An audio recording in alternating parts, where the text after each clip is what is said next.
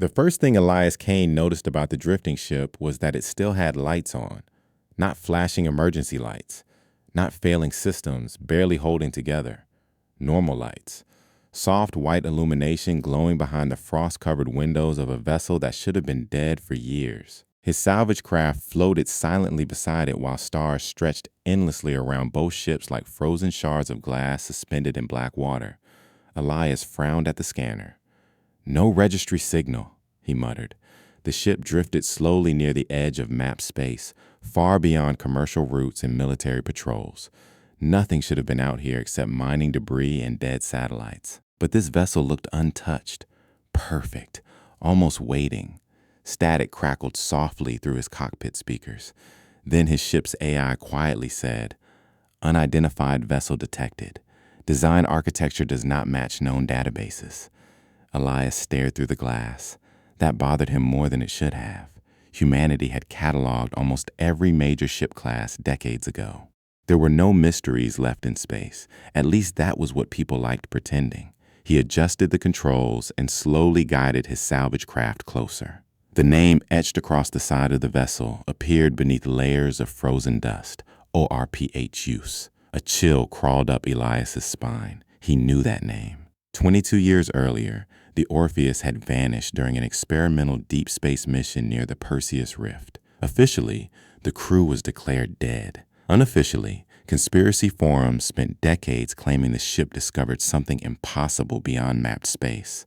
Most people forgot about it eventually, but Elias remembered, because his mother had been one of the crew members on board. The realization hit him like sudden vacuum exposure. He stared at the ship silently while old memories surfaced from somewhere deep inside him. His mother kneeling beside his bed when he was 7, her hand brushing through his hair, her voice soft and tired. "If I ever disappear, Elias, promise me you'll keep looking at the stars." 3 weeks later, the ORPHEUS vanished. No wreckage, no distress call, nothing. And now it floated in front of him untouched. His pulse quickened. "Run a thermal scan." The AI paused, then responded quietly. "There are life signs aboard the vessel." Elias froze. "How many?" Silence. Then, 1. His heartbeat began hammering violently. Impossible. The ship had been missing for over 2 decades. No one could survive that long drifting through deep space unless the ship had support systems still functioning. But there was no reactor signature, no engine activity, nothing. The ORPHEUS was dead, and something inside it was alive. A faint metallic sound echoed through Elias's cockpit. Tap, tap, tap. He looked up sharply. Someone stood behind one of the frosted windows aboard the ORPHEUS, watching him. Then the figure disappeared. Elias immediately armed his suit.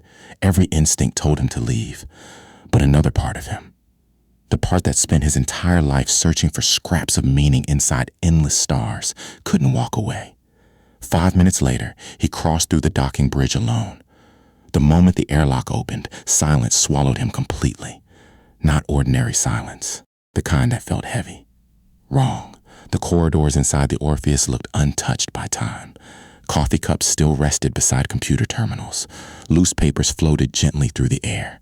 Personal belongings remained exactly where their owners left them, as if the crew had vanished mid-conversation. Elias moved carefully down the hallway. His flashlight drifted across walls covered in condensation. Then he noticed the clocks. Every digital display aboard the ship showed the same time, 2:17, and every one of them was counting upward, slowly, toward 2:34. Elias frowned. That made no sense. Most systems aboard abandoned vessels failed within months, yet these clocks were synchronized perfectly. Then the nearest display flickered. 2:33.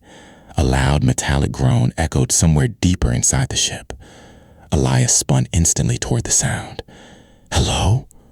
Only silence answered him. He swallowed hard and continued moving. The deeper he traveled into the vessel, the stranger things became.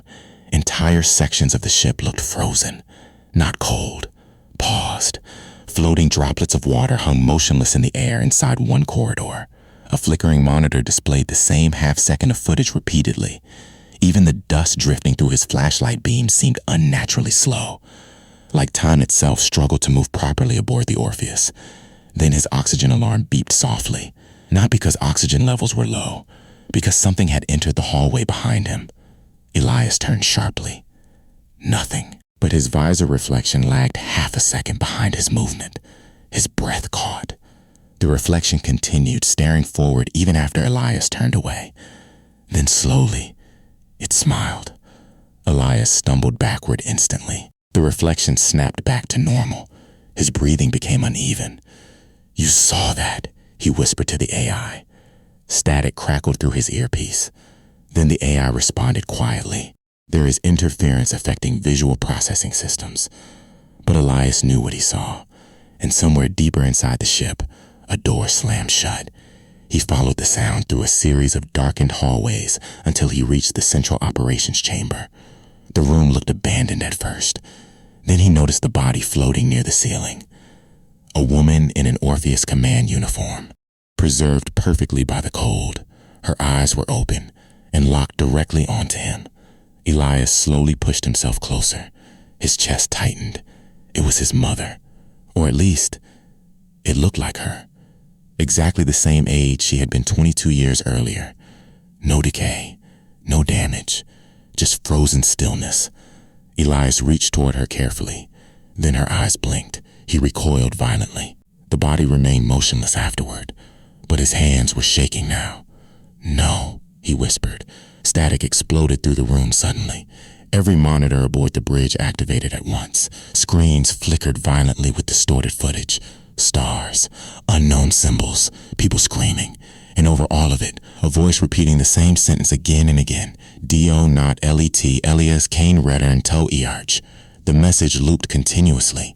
Cold spread through Elias's entire body. What the hell is this? Then one screen changed. Security footage appeared. Time stamped 42 years in the future. Earth filled the display, except Earth was gone. Oceans boiled beneath blackened clouds. Cities burned across continents. The moon itself was split open. Elias stared in horror. A figure stood at the center of the destruction. Himself. Older. Expressionless. Watching the planet die. The footage abruptly cut to static. Then another video loaded automatically. This time it showed the crew of the Orpheus gathered inside the same bridge years earlier. Panic filled the room. One crew member shouted, "We can't let him wake up!" Another voice cried, "He already saw the breach!" Then Elias's mother appeared on screen, terrified, crying, "He's still connected to it!" The recording glitched violently. Then everyone aboard suddenly froze. Not emotionally, physically, like time stopped. One by one, the crew began vanishing from the footage, erased, not killed, not removed, simply gone. Until only Elias's mother remained. She stared directly into the camera, then whispered, "If you find this, don't trust your memories." The screen went black. Elias backed away slowly. His mind struggled to process what he was seeing. Then footsteps echoed behind him, heavy, slow. Elias turned. A man stood in the doorway wearing an old Orpheus engineering uniform. His face was pale, eyes hollow, but unmistakably alive. The man smiled faintly. "You shouldn't have boarded this ship." Elias raised his weapon instantly. "Who are you?" The man ignored the question. Instead, he glanced toward the clocks. 2:34. Every display aboard the bridge froze simultaneously. Silence swallowed the room. Then all the lights died. Total darkness. Elias's breathing echoed loudly inside his helmet. Then came the sound, a distant alarm somewhere deep below the ship, and another sound beneath it. Something moving through the walls. Not mechanical. Breathing. The man's voice emerged quietly from the darkness. "It found you again." Then the emergency lights activated. Red illumination flooded the bridge. The man was gone, but written across the fogged glass beside Elias were 4 words. "You were never rescued."